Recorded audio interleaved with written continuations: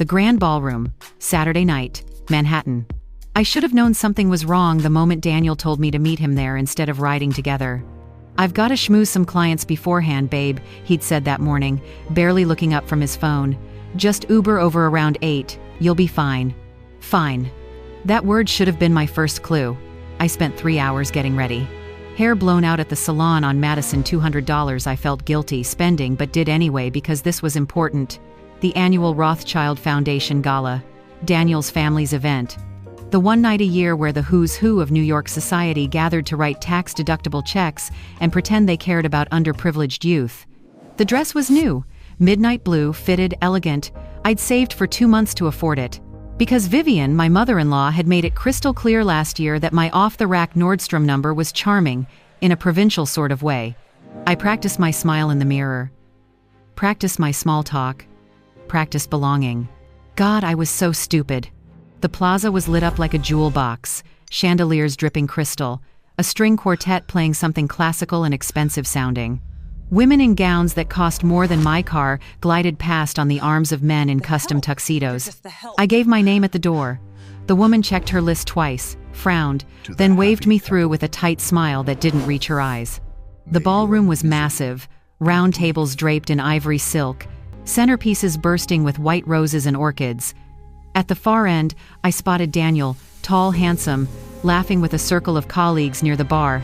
He hadn't seen me yet. I started toward him, weaving through clusters of conversation and champagne flutes. That's when I saw the seating chart. An elegant display near the entrance, names written in calligraphy on little ivory cards. I found Daniel's name easily, table 1. The donor table. Front and center, of course. The Ashford family table. I scanned for my name beside his. It wasn't there. My heart did this weird little stutter. I checked again, checked every card at table 1. Nothing. "Excuse me, miss." The voice behind me was cold, familiar. I turned. Vivian Ashford stood there in a champagne-colored gown that probably cost more than my entire year's salary, diamonds at her throat. Her silver hair swept into an elegant chignon. She looked at me the way you'd look at a stain on expensive upholstery. "Caroline." My name sounded like an accusation in her mouth. "What are you doing here?" I blinked. I was invited," Daniel said. "The staff entrance is around back, dear." Her smile was sharp as glass. "The help doesn't eat in the main ballroom. You know that." The world tilted sideways. "I'm sorry, what?" Her hand shot out, fingers closing around my wrist. Not hard enough to bruise, but firm, possessive. The gesture of someone who was used to moving obstacles out of her way. "Don't make a scene," she hissed, still smiling that terrible smile. "You're embarrassing yourself." People were starting to turn. A woman in emeralds whispered to her companion. A man in a bow tie raised his eyebrows. My voice came out smaller than I wanted. "Vivian, I don't understand. I'm Daniel's wife." Something flickered in her eyes. Not surprise. Not regret. Satisfaction. "Exactly, dear. Which is precisely why you should know your place by now." The words hit me like a slap. I stood there, frozen, aware suddenly of how many people were watching, how quiet this corner of the room had become, how my dress, my beautiful, expensive new dress, suddenly felt cheap under the chandeliers. "Mrs. Ashford, there must be some mistake." "The only mistake," she said, her voice dropping lower, more vicious, was my son marrying a secretary who thought she could buy her way into our world with a department store dress and a smile. My hands started shaking. That's when I heard it. Laughter. Not polite, uncomfortable laughter. Not nervous titters from the watching crowd. His laughter. I turned my head slowly, because some part of me already knew what I'd see, and didn't want to see it, and there was Daniel, 30 feet away, surrounded by his colleagues and clients. His face flushed with whiskey and amusement. He was looking right at me, and he was laughing. Not the embarrassed kind. Not the "oh God, what's mother doing now" kind. The entertained kind. The "this is funny" kind. The kind that said he'd known exactly what was going to happen when he told me to meet him here. Our eyes met across the ballroom. He didn't stop laughing. He didn't walk over. He didn't defend me. He raised his glass, actually raised his glass in a tiny, mocking salute, then turned back to his conversation like I wasn't even there. Like I'd never been there. Around me, the whispers started. Did she really think she belonged at table one? Daniel's wife, apparently. Can you imagine? Well, you know what they say about marrying up. I looked down at my hands. They were shaking so badly I could barely see them. The champagne flute I'd been holding slipped from my fingers. It didn't shatter, the carpet was too thick for that. It just fell. Spilled. A spreading dark stain on ivory silk. Vivian's lip curled. Really, Caroline? I took a step back. Then another. Vivian was still talking, saying something about protocol and knowing one's station, but I couldn't hear her anymore over the rushing in my ears. I turned. I walked. Past the staring faces, past the crystal chandeliers, past my husband, who still hadn't stopped laughing. The cool October air hit my face like a blessing. My Uber driver didn't ask why I was crying. I sat in the back seat, watching the glittering lights of the plaza disappear behind me, and felt something inside my chest go very, very quiet. Very still. Very cold. I pulled out my phone, found the number I'd saved 3 months ago, the one I'd hoped I'd never have to use. Robert Chen, attorney at law, specializing in high net worth divorce. My finger hovered over the call button. In my head, I could still hear Daniel's laughter. I hit dial. It rang twice. Chen Law. How can I help you? I took a breath. My name is Caroline Ashford, I said quietly. And I'd like to discuss my options. That was the moment I knew. I was done begging to belong. The lawyer's voicemail picked up. I hung up without leaving a message. For a moment, I just sat there in the back of that Uber, my reflection ghosting across the window as we passed streetlight after streetlight. The driver had the heat on too high, my makeup was ruined. And somewhere in my purse, my phone kept buzzing Daniel, probably, wondering where I'd gone. I didn't look. Instead, I closed my eyes and let myself remember. 6 years ago, a different life. A smaller apartment in Astoria, 4th floor walk-up, radiator that clanged like a church bell, but it was ours. Well, mine. I'd signed the lease 3 months before I met Daniel at that coffee shop on 34th Street, where I worked mornings before my shift at the law firm. He'd ordered a cappuccino, extra foam, smiled at me like I was the only person in the room. God, he was beautiful back then, still hungry, still dreaming. He told me about his business idea, this tech platform that was going to revolutionize commercial real estate. He had the vision, the pitch deck, the fire in his eyes. What he didn't have was money. I just need 1 year, he'd said, holding my hand across my tiny kitchen table, blueprints and spreadsheets scattered everywhere. 1 year to build this. Then everything changes. I believed him. I worked the coffee shop from 5 a.m. to noon. Then the law firm, I was a paralegal assistant, nothing fancy, from 1 to 9 p.m., sometimes later. I'd come home smelling like burnt espresso and copy toner, and Daniel would be there, still coding, still building, surviving on instant ramen and ambition. I didn't mind. I loved him. More than that, I believed in him. When his laptop died, I sold my father's watch. The vintage Omega he'd worn every day of my childhood. The one thing I had left of him after the cancer took him when I was 19. I got $800 for it at that pawn shop on Steinway Street. Daniel cried when I told him. Promised he'd buy it back someday. He never did. When his mother got sick before the money, before she became the woman in the champagne gown, I'm the one who paid her medical bills. Vivian had been kind to me then, in her way, grateful. She'd squeezed my hand in that hospital room and called me daughter. I worked double shifts for 3 months to cover what her insurance wouldn't. $2,600. I remember the exact number because I had to borrow from my own mother to make the last payment. You're too good to him, my mom had said quietly, signing over the check. Don't lose yourself, Caroline. I'd laughed it off. Love isn't about keeping score, I'd told her. Then came Daniel's MBA. He got into Columbia full tuition, no scholarship, $60,000 a year. We sat in that apartment, looking at the acceptance letter, and I watched his face fall. I can't accept this, he'd said. We can't afford it. We'll make it work, I'd told him. And we did. I picked up weekend shifts. I sold my mother's pearl ring, the one she'd planned to pass down to my daughter someday. I ate ramen while Daniel had proper meals because he needed to stay sharp for classes. I wore the same 3 work outfits for 2 years while he bought interview suits. I didn't complain. Not once. Because that's what love looked like to me. Sacrifice, partnership, building something together, brick by brick, dollar by dollar. I remember packing his lunches at 4 a.m. before my coffee shop shift turkey sandwiches with the crust cut off the way he liked, apple slices, a little note tucked inside. "You're going to change the world." I remember staying up until midnight helping him study, quizzing him on financial models and market theory, concepts I barely understood but learned anyway because he needed me to. I remember the subway rides home at 1 a.m., grocery bags cutting into my palms, so tired I'd fall asleep standing up and miss my stop. But I also remember being happy. Genuinely, stupidly happy. Because we were building our future. Together. Or so I thought. The business took off in year 3.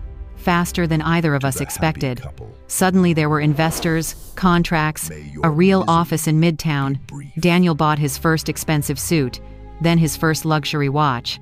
Then we moved his idea into a doorman building in Tribeca. Closer to his mother, he'd said. More appropriate for our new lifestyle. That's when things started shifting. Little things at first. He stopped wanting me to pack his lunch, started eating out with clients, came home later, talked to me less, looked at his phone more.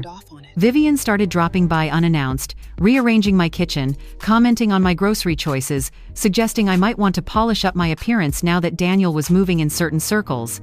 I tried harder, cooked better meals, dressed nicer, smiled wider. I kept believing that loyalty would be rewarded, that the years I'd given would matter, that love was supposed to be for better or worse, richer or poorer. I kept believing right up until tonight. If you've ever given everything to someone who later turned away every piece of yourself, every dollar, every dream, you'll understand this part. You'll know that specific kind of tired, that specific kind of foolish. And maybe you'll understand why, sitting in that Uber with mascara running down my face, I finally stopped believing. I opened my eyes, pulled up Robert Chen's number again. This time I didn't hesitate. "My name is Caroline Ashford," I said when he answered, "and I need to know exactly what my husband is worth."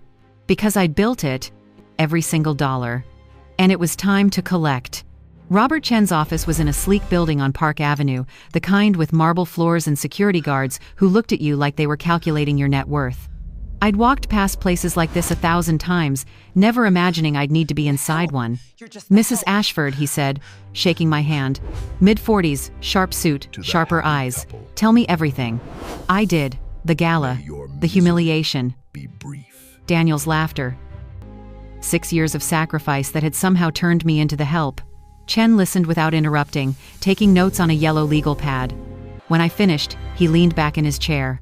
"Do you own any assets jointly with your husband?" "The house," I said, "in Tribeca. I paid the entire down payment, $40,000. My savings, my mother's loan, everything I had." "And the deed?" Something cold settled in my stomach. Daniel's name. He said it was easier for the mortgage approval, that we'd add me later. Chen's expression didn't change, but I saw it anyway, that flicker of recognition. He'd heard this story before. "Mrs. Ashford, I need you to get me every financial document you can. Bank statements, tax returns, emails about property or investments, everything." I nodded, my hands shaking slightly as I signed the retainer agreement. That night, I couldn't sleep. Daniel had texted around midnight. "Where did you go? Mom's upset," but I hadn't answered. Instead, I lay in our guest bedroom, staring at the ceiling, replaying every conversation, every decision, every moment I'd been too trusting. The house had been my idea. I'd found the listing, scheduled the viewing, fallen in love with the light in the kitchen. But when it came time to make the offer, Daniel had insisted his name alone on the deed would streamline the process. "We're married, babe," he'd said, kissing my forehead. "What's mine is yours." Except it wasn't, was it? 3 days later, I was working from home. I still had my paralegal job, though I'd cut back my hours after we moved when I heard Vivian's voice in the hallway. She had her own key. Of course she did. I was in the kitchen, laptop open, pretending to review contracts while my entire life fell apart in slow motion. I heard her heels click across the hardwood, heard her voice on the phone in the living room. "Transfer goes through next week," she was saying. "Once the house is fully in the trust, Daniel won't need her anymore. We can expedite the whole thing." My blood went cold. I stood frozen at the kitchen counter, coffee mug halfway to my lips. "No, the prenup is solid," Vivian continued, her voice casual, businesslike. Robert looked at it. "She gets nothing. The business, the properties, the accounts, all protected." She signed it before the wedding. too naive to even read it properly. The mug slipped from my hands, shattered on the tile floor. The conversation stopped. "I'll call you back," Vivian said. She appeared in the kitchen doorway, perfectly composed in her Chanel suit, looking at the broken ceramic scattered across the floor like it was a minor inconvenience. "Caroline, I didn't realize you were home. What transfer?" My voice came out steady, stronger than I felt. "That's really between Daniel and his financial advisors. The house I paid for?" Something shifted in her expression. Not guilt, not even embarrassment. Just mild annoyance, like I was a child asking tedious questions. "The house you paid for?" She smiled that terrible smile. "Darling, you gave Daniel a loan for the down payment. He's been paying the mortgage for 6 years. If anything, he's been generous letting you live here. A loan. What did you think it was? A gift?" She laughed, a sound like breaking glass. "You're not on the deed, you're not on the mortgage. You have no legal claim to this property. Surely even you understand that." The room tilted. I gripped the counter to steady myself. "I have the bank statements, the wire transfer, my name on the grate, on a personal check that Daniel deposited into his account to purchase his home." Vivian's voice was patient now, like she was explaining basic math to a slow student. "You really should have read the paperwork more carefully, dear." I stared at her. This woman whose medical bills I'd paid, whose hand I'd held in the hospital, who'd called me daughter? Why? The word came out broken. "Because Daniel is my son, my legacy. And you." She looked me up and down, that same appraising look from the gala. "You were always temporary, a stepping stone. Useful for a time, but not permanent." The apartment was too quiet. I could hear the refrigerator humming, a siren somewhere outside, my own heartbeat thundering in my ears. "Does Daniel know you're doing this?" Vivian picked up her purse, checked her reflection in the hallway mirror. "Darling, whose idea do you think it was?" The door clicked shut behind her. I stood there in the kitchen, surrounded by broken ceramic and broken trust, and felt something inside me go very still, very clear, very cold. If you've ever trusted someone so deeply that their betrayal made you question your own worth, you're not alone, you're not crazy, you're not wrong for believing in love. But you're also not powerless. I pulled out my phone, opened the voice memo app, and realized I'd been recording since the moment Vivian started talking. Every single word. I didn't leave the apartment for 3 days. The recording sat on my phone like a grenade I wasn't ready to throw. Vivian's voice, cold and clinical, discussing my erasure like it was just another item on her to-do list. Once the house is fully in the trust, Daniel won't need her anymore. I listened to it 17 times that first night. Then I stopped counting. Daniel came home around 2 a.m. I heard his keys in the lock, his footsteps in the hallway. He paused outside the guest bedroom where I'd been lying in the dark, staring at the ceiling. He didn't knock. In the morning, he was gone before I woke up. No note, no text. Just the faint smell of his cologne lingering in the bathroom and a coffee mug left in the sink mine to wash, apparently, even now. The apartment felt different. Bigger. Emptier. Like the walls themselves had turned against me, holding secrets I'd been too stupid to see. I walked from room to room, touching things that suddenly didn't feel like mine. The couch I'd picked out, the curtains I'd hung, the kitchen table where we'd eaten 1,000 dinners. Had any of it ever been ours? Or had I just been living in Daniel's world, playing house in someone else's life? I tried to make coffee. My hands shook so badly I dropped the mug. It exploded on the tile, the same spot where I dropped the other one when Vivian was here. White ceramic everywhere, sharp and scattered. I stood there looking at it for a long time. Then I sat down on the floor, right there among the broken pieces, and felt nothing. Not sadness, not anger, just this enormous, suffocating quiet.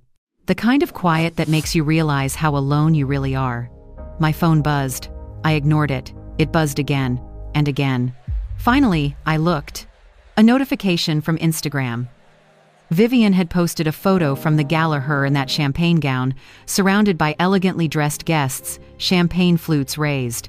The caption: "Wonderful evening supporting NYC youth with people who truly understand the meaning of charity and class. Some people attend events, others belong at them. Know the difference." 300 likes already. Come on, pouring in. So elegant. Vivian. Class recognizes class. Some people really don't know their place, do they? I set the phone down carefully, face down, like I could make it disappear, but I'd already seen it. Already felt that hot flush of shame crawling up my neck, even though I was alone, even though nobody was watching me. That's the thing about humiliation. It doesn't need an audience. It gets inside you, lives there, plays on repeat. Another text came through, this one from Daniel. You embarrassed my mother. Stay out of the way tomorrow. She's coming by to discuss the property transfer. Not, are you okay? Not, we need to talk. Just, stay out of the way. Like I was furniture. An inconvenience. Something to be moved aside while the adults made decisions. I turned off my phone. The silence that followed was so complete it felt physical. Like being underwater. Like drowning in slow motion. I sat there on the kitchen floor until my legs went numb. Until the afternoon light shifted across the tile and turned everything gold, then gray, then dark.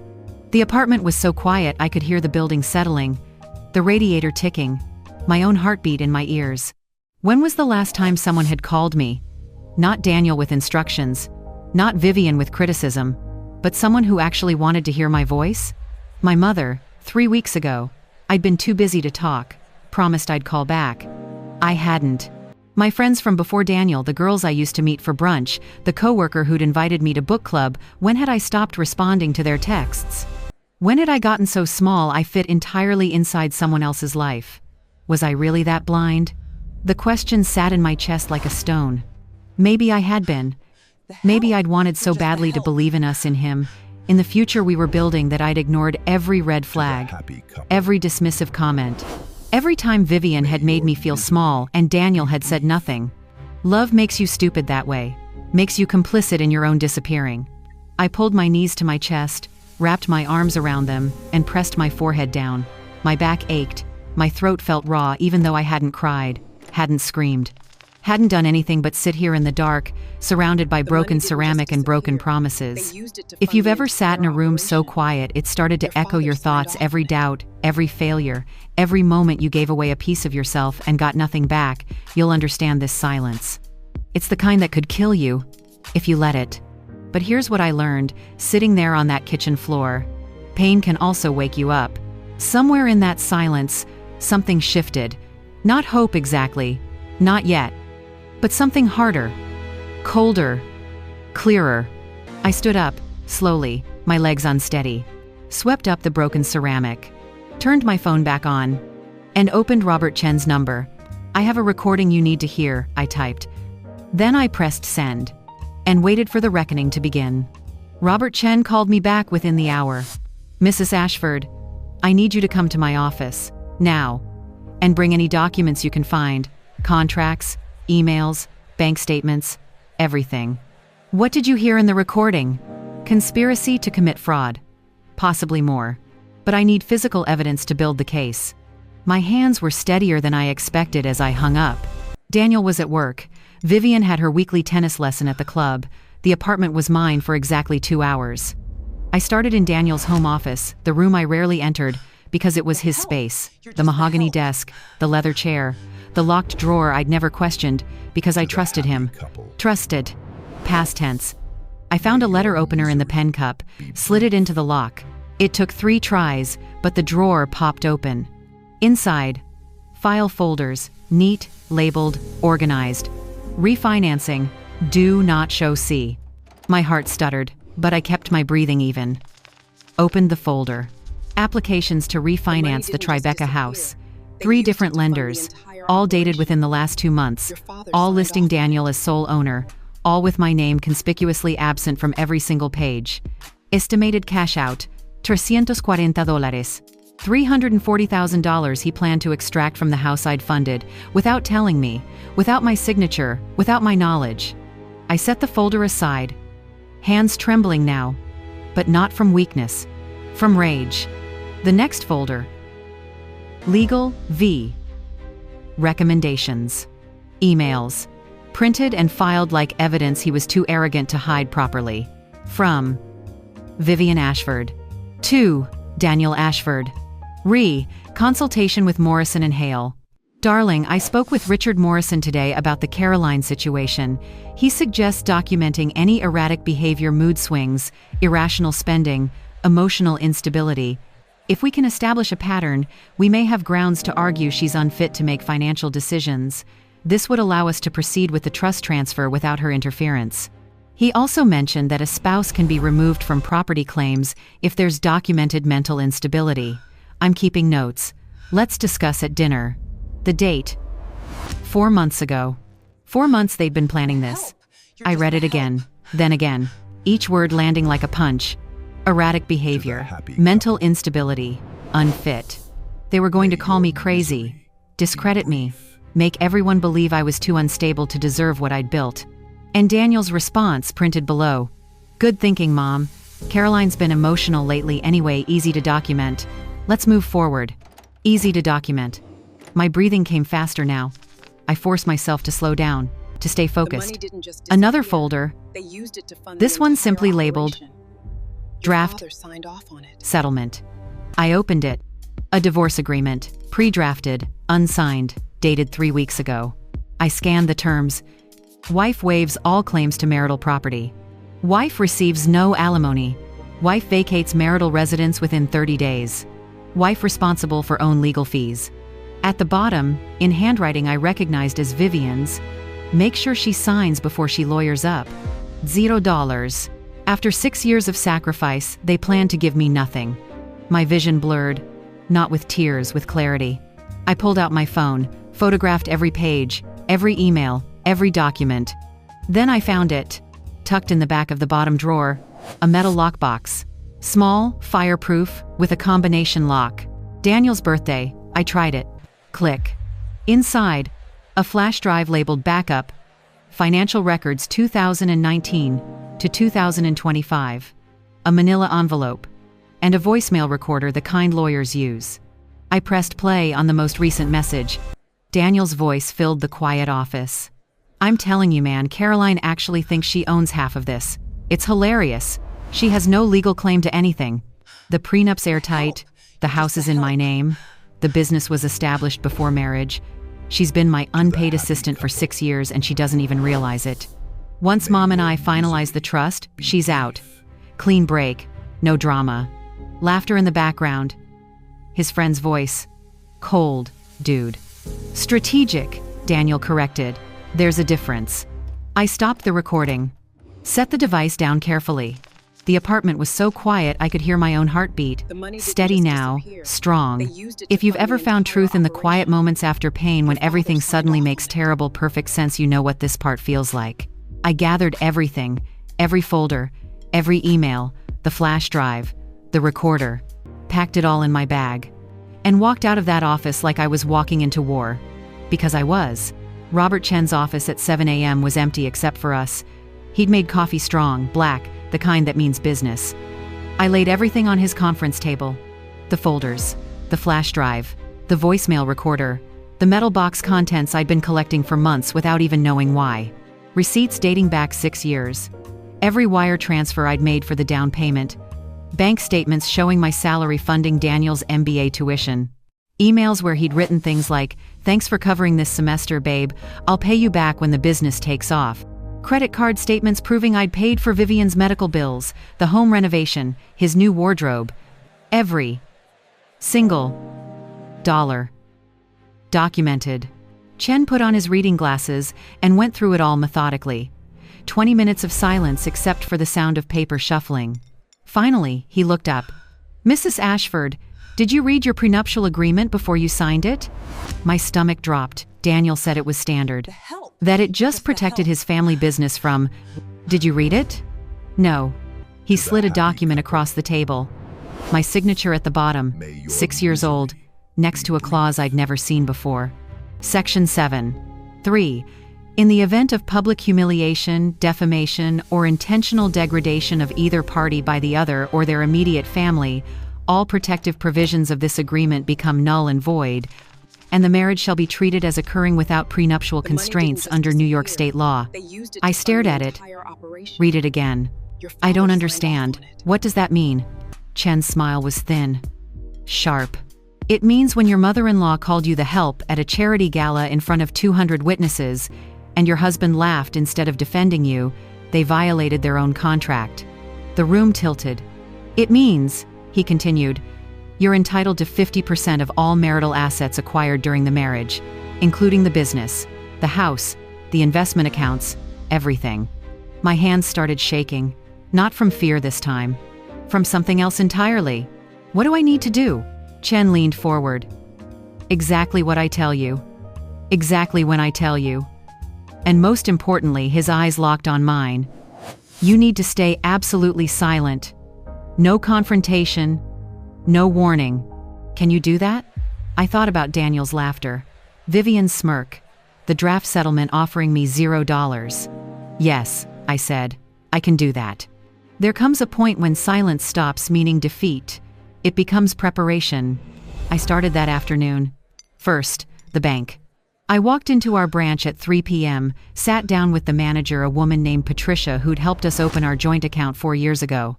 I need to freeze all joint accounts pending legal review, I said calmly, sliding Chen's letter across her desk. Patricia read it, looked up at me. Something flickered in her eyes, recognition maybe, or respect. I'll process this immediately, Mrs. Ashford. By 3:47 p.m., Daniel couldn't access a single dollar of our shared money, including the account he'd been planning to use for the refinance. Second, I called the mortgage company, reported that fraudulent refinance applications had been submitted in my name without authorization.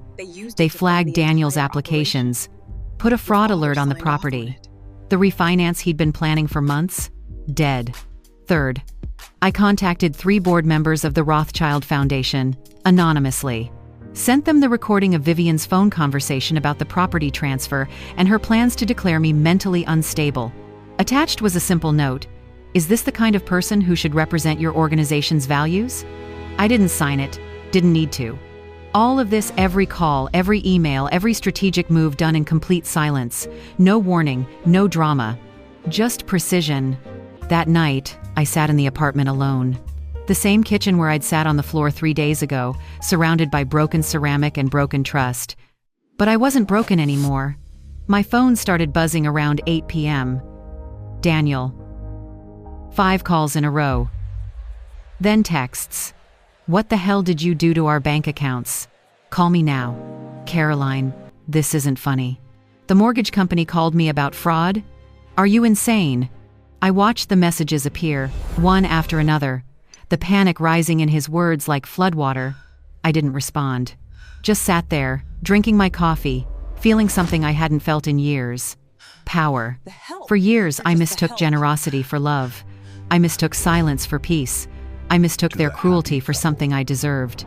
Now, I'm learning the quiet math of self-respect. It's funny how silence can sound like thunder when guilt starts to echo. Another call. This time from Vivian. I let it go to voicemail. Her voice, tight with barely controlled rage. Caroline, I don't know what game you think you're playing, but you need to call Daniel immediately. This childish behavior is... I deleted it mid-sentence. They'd taught me that love meant giving everything, taking nothing, disappearing when convenient. Today, I was teaching myself that love could also mean stopping, drawing lines, saying no in the loudest silence they'd ever heard. The foundation called Daniel at 9:15 p.m. I know because he texted me. They're questioning Mom's board position. What did you do? I smiled, took another sip of coffee, and opened my laptop. Robert Chen's email sat in my drafts folder. The subject line, Petition for Legal Separation and Asset Division, Ashford v. Ashford. Every document attached, every receipt, every email, every recording. 6 years of evidence compiled into one devastating file. My finger hovered over the send button. Outside, the city hummed. Sirens in the distance. Life continuing, indifferent to my small war. I thought about the woman I'd been at that gala. Frozen, humiliated, powerless. I thought about the recording of Daniel laughing. I thought about Vivian's voice. Once we transfer the house, Daniel won't need her anymore. Then I thought about something else. The Caroline who'd worked 2 jobs, who'd sold her father's watch, who'd believed in love so fiercely she'd built an entire life for someone who saw her as temporary. That woman deserved better. I pressed send. The email disappeared from my drafts. 30 seconds later, Chen replied, "Received. Filing first thing tomorrow morning. Well done, Caroline." I closed my laptop. The apartment was quiet, but it wasn't the suffocating quiet of despair anymore. It was the quiet of a storm gathering strength. And for the first time in 6 years, I was the one holding the lightning. My phone buzzed one more time. Daniel again. "We need to talk. Face to face. Tomorrow." I typed back 3 words. "Talk to my lawyer," and turned off my phone. The papers were filed at 9 a.m. on a Tuesday. I didn't tell Daniel, didn't warn him. Just let Robert Chen do what lawyers do best, deliver devastation in legal language, signed and sealed. I was at a coffee shop 3 blocks from the apartment when it happened. The same one where Daniel and I had met 6 years ago, back when I still believed in fairy tales. My phone buzzed at 9:47 a.m. 15 missed calls from Daniel, 8 from Vivian, 12 texts, each one more frantic than the last. "Call me now." "What have you done?" "Caroline, you can't do this. The accounts are frozen. My lawyer says this is insane." I sipped my coffee, watched the steam rise. Let the messages pile up like snow. Chen had told me what would happen. I'd listened carefully, memorized every step. 9 a.m. Legal separation papers filed, citing Section 7.3 of the prenuptial agreement public humiliation clause. 9:15 a.m. Emergency freeze on all marital assets pending division hearing.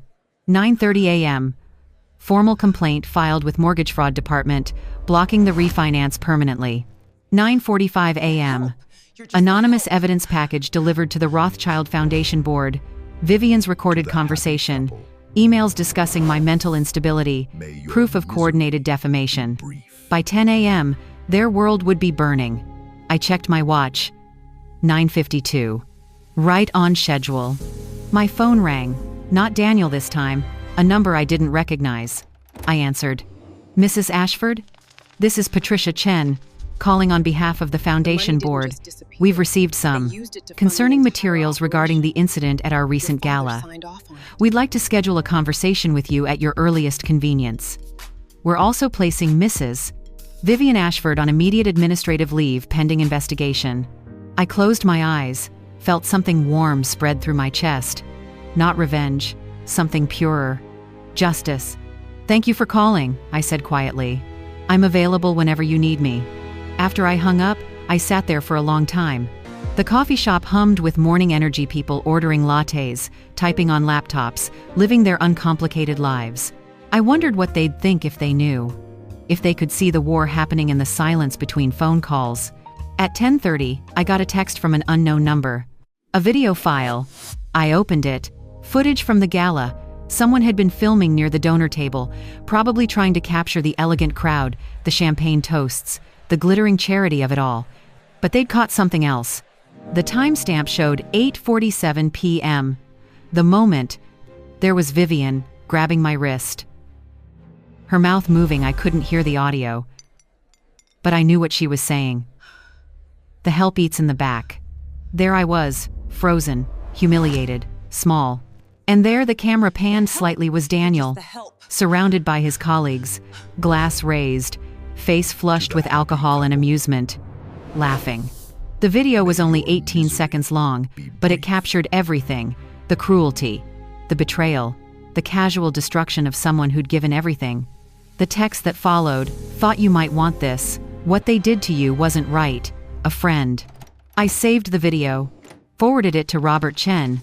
Then I stood up, paid for my coffee, and walked the 3 blocks home. The apartment was exactly as I'd imagined it would be. Daniel pacing in the living room, phone pressed to his ear, his voice tight with barely controlled panic. Papers scattered across the coffee table, the legal documents, delivered by courier at 9 a.m. sharp. Vivian on the couch, her usually perfect composure shattered. No pearls today, no elegant updo. Just a woman in a bathrobe, staring at her phone like it might explode. They didn't hear me come in at first. "Don't understand, she has no legal standing," Daniel was saying into the phone. "The prenup is airtight." My lawyer said, "What? What clause?" "That's not," his voice cracked. "That can't be enforceable." I set my keys down on the entry table. The sound made them both turn. For a moment, nobody moved. Daniel lowered his phone slowly. Vivian stood, her face cycling through emotions, shock, rage, disbelief. "Caroline." Daniel's voice was different now, uncertain. "What the hell is this?" I didn't answer immediately. Just walked past them into the living room, picked up one of the legal documents from the coffee table, skimmed it like I was seeing it for the first time. "It's called justice," I said quietly, "though you might not recognize it." "You can't do this," Vivian hissed. "You signed a prenup. You have no—" Section 7.3. My voice cut through hers like a blade. "Public humiliation clause. You violated your own contract." I pulled out my phone, opened the video, turned the screen toward them. 18 seconds of truth. Vivian's face drained of all color. Daniel sank into a chair. I watched them watch themselves. Watched them see what I'd seen. What 200 witnesses had seen. What would now be entered into legal record. When it ended, the silence was absolute. "I paid for everything," I said softly. "The down payment, your MBA, your mother's medical bills, 6 years of my life building something I thought was ours." Daniel opened his mouth, closed it. "You were going to take it all," I continued. "The house, the business, everything, and leave me with nothing." "Caroline," his voice broke. "It wasn't like that. Don't." I held up one hand. "I have the emails, Daniel. I have the recordings. I have every receipt, every bank statement, every piece of evidence showing exactly what it was like." Vivian tried to speak. No sound came out. I placed the phone face down on the coffee table. That frozen frame of Daniel laughing still visible on the darkened screen. "Thank you," I said, looking at both of them. "This moment cost you everything." I turned, walked toward the door. "Where are you going?" Daniel's voice, small now, desperate. I paused, looked back one last time. "Somewhere you'll never find me. Somewhere I can finally breathe." The door closed behind me with a soft click. I stood in the hallway for a moment, my hand still on the handle, feeling the weight of 6 years lift off my shoulders like a coat I'd been wearing too long. Then I walked away. Steady, strong, free. After the verdict, silence became my favorite sound. It was the sound of justice finally breathing. I didn't stay in the city to watch it unfold. Didn't need to. Robert Chen kept me updated with brief, professional emails that somehow felt like poetry. Foundation Board voted unanimously to remove Vivian Ashford, effective immediately. Daniel's primary investor withdrew funding, company restructuring imminent. Court ruled in your favor property division. House sale pending. Each email a small earthquake in someone else's world. I was in my mother's house upstate when the news started spreading through their social circles. Mom made tea. We sat on her porch overlooking the garden, and she didn't ask questions. Just held my hand while I watched the leaves fall. My phone buzzed occasionally. Screenshots from people I barely knew. Society pages, charity blogs, the whisper network of Manhattan's elite doing what it does best. Gossiping. "Did you hear about Vivian Ashford? Suspended from the Foundation for ethics violations." Daniel Ashford's company is hemorrhaging investors. Something about financial irregularities. I always knew that family was too good to be true. The same people who'd watched me be humiliated at the gala were now dissecting my tormentors with surgical precision. No loyalty among sharks, I guess. Just blood in the water and the instinct to feed. I didn't feel triumphant reading those messages. Just tired. And strangely peaceful. Chen called me 3 weeks after I left the city. Vivian's legal team reached out, he said. They want to negotiate a settlement. Keep this out of the press. What did you tell them? That the press already has it. That anonymous tip about the recording? Every major outlet picked it up. Socialite plots to declare wife mentally unstable to steal assets. It's trending. I closed my eyes, pictured Vivian in her champagne gown, diamonds at her throat, looking at me like I was dirt. The help eats in the back. Good, I said quietly. There's more. Daniel's business partner filed a lawsuit. Apparently, Daniel had been hiding company debts, using creative accounting to keep investors happy. When they started digging after the publicity, it all came apart. How bad? Chapter 11 bankruptcy. Maybe criminal charges, depending on what the forensic accountants find. I should have felt something. Satisfaction, maybe? Victory. Instead, I just felt hollow. Like watching a building collapse that you used to live in. You remember the rooms, the life you had there. But you don't want to go back inside. A month passed. Then 2. I got a job at a small nonprofit in Albany.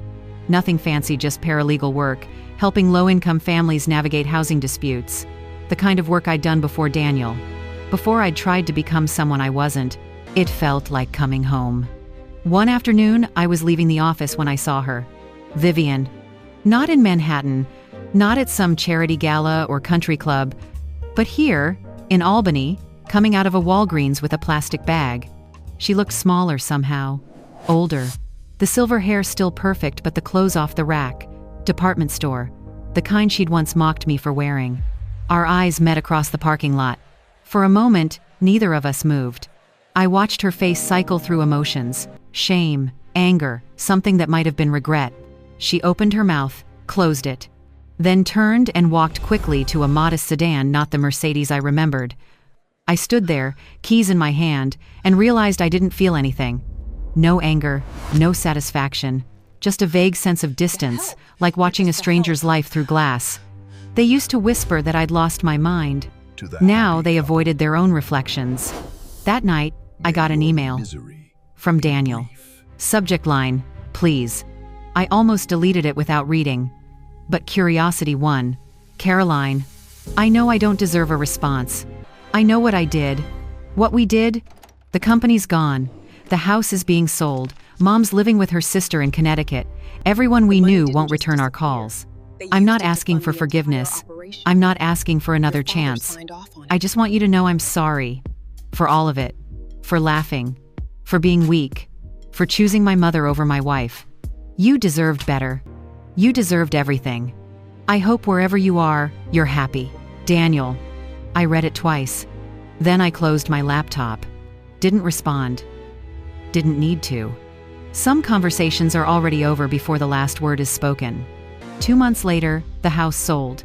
My share of the settlement, including back payment for every dollar I'd contributed, plus interest, came to $487,000. Nearly $500,000. More money than I'd ever had in my life. I sat in my small apartment, looking at the bank statement, and thought about the woman I'd been. The one who'd sold her father's watch, who'd worked 2 jobs, who'd believed love meant disappearing. She would have cried, seeing this number. But I didn't cry. I smiled. Then I opened my laptop and started looking at graduate programs. Law school, maybe, or social work. Something that mattered.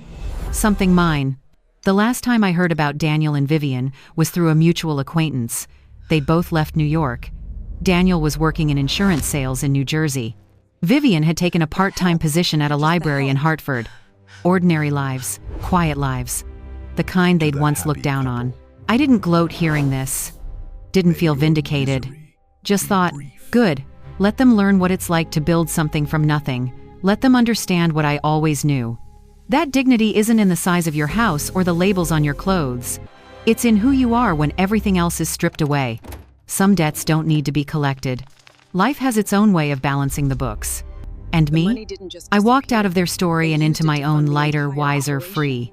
The afternoon light filtered through my apartment window, pale yellow mixed with gray, and I realized something. I'd stopped waiting for an apology. I'd stopped needing one. Justice had spoken. And for the first time in years, I could finally hear myself again. After the noise fades, what's left isn't victory, it's understanding. I moved into a small apartment in Beacon, New York. Not Manhattan. Not the glittering world I'd tried so hard to belong to. Just a quiet street with old trees and neighbors who smiled without calculating your net worth first. The apartment overlooked the Hudson River. In the mornings, I'd sit on my tiny balcony with coffee and watch the light change on the water, silver to gold to pale blue. The same river, the same sun, but every day it looked different. Kind of like me. I started therapy. Not because I was broken, but because I wanted to understand how I'd let myself become so small. Dr. Reeves was patient, never judgmental, and over months of sessions, I began to see the pattern clearly. I'd confused sacrifice with love. I'd mistaken disappearing with devotion. I'd believed that if I gave enough, worked hard enough, loved fiercely enough, I would finally be enough. But the problem was never me. You can't earn love from people who see you as a transaction, doctor, Reeves said one afternoon. And you can't fix people who don't think they're broken. I sat with that for a long time. 6 months after the settlement, I enrolled in a social work program at SUNY New Paltz. Started volunteering at a women's shelter on weekends. Met people whose stories made mine look simple women who'd survived violence, poverty, systems designed to keep them small. They taught me more about strength than any courtroom victory ever could. One evening, I was helping a woman named Maria fill out housing applications when she looked up at me, exhausted, defeated. "How do you do it?" she asked quietly. "Keep going when everything feels like it's against you?" I thought about it, about sitting on that kitchen floor, surrounded by broken ceramic, about the recording of Daniel's laughter, about walking away from the only life I'd known. "You stop waiting for permission," I said finally. "You stop waiting for them to see your worth. You just decide you're worth fighting for. And then you fight." Maria's eyes filled with tears. "But what if I'm not strong enough?" I reached across the table, squeezed her hand. "Strength isn't something you have. It's something you practice, every single day, especially when you don't feel like it." She nodded, went back to the forms, and I realized this was justice too. Not the legal kind, not the satisfying downfall of villains, but the kind that happens when you take your pain and turn it into purpose. Justice isn't about watching them fall, it's about standing again without hate. I used to fantasize about running into Daniel and Vivian, imagine the perfect cutting remarks I'd make, the way I'd show them how well I was doing without them. But when I actually saw Vivian that day in Albany, I felt nothing. And when Daniel's email came apologetic, broken, small, I didn't need to respond, because I finally understood. My healing had nothing to do with their punishment. They could suffer or thrive or disappear entirely. It didn't matter. I was free either way. 1 year after leaving Manhattan, I got a letter. Handwritten, expensive stationery. From the Rothschild Foundation. "Dear Miss Foster," I'd taken back my maiden name. "We wanted to reach out personally to apologize for the treatment you experienced at our annual gala. The behavior you endured was unconscionable and does not reflect the values of our organization. We have since implemented new protocols and ethics training for all board members and volunteers.